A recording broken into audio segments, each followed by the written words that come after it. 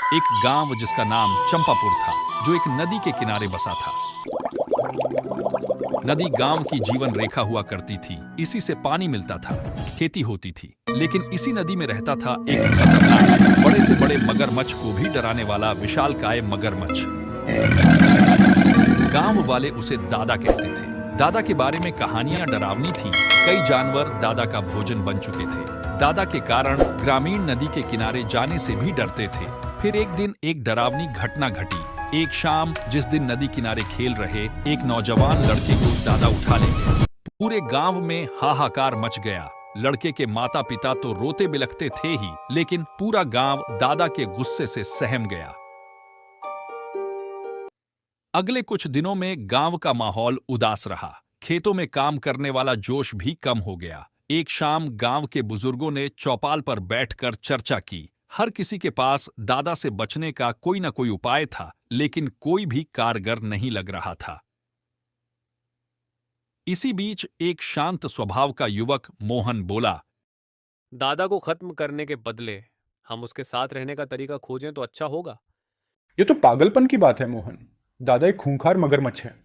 दादा अपनी नदी की रक्षा कर रहा है। हम उसका इलाका छीन रहे हैं।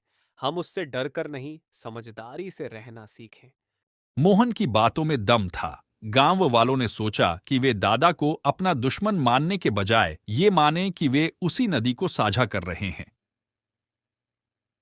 अगले दिन मोहन नदी के किनारे गया। वह दादा को मछली का प्रसाद लेकर गया। हर दिन वहीं जाता रहा। धीरे धीरे दादा को समझ में आ गया कि मोहन उसका दुश्मन नहीं है।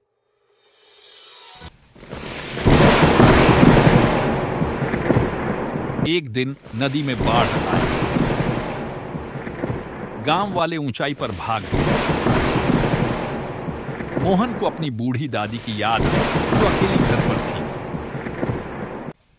गांव का मुखिया समझ गया कि मोहन क्या सोच रहा है। उसने कहा, मत जाओ मोहन, दादा तुम्हें मार डालेगा। लेकिन मोहन नहीं माना। वह दादा के पास गया और जोर से चिल्लाया, दादा।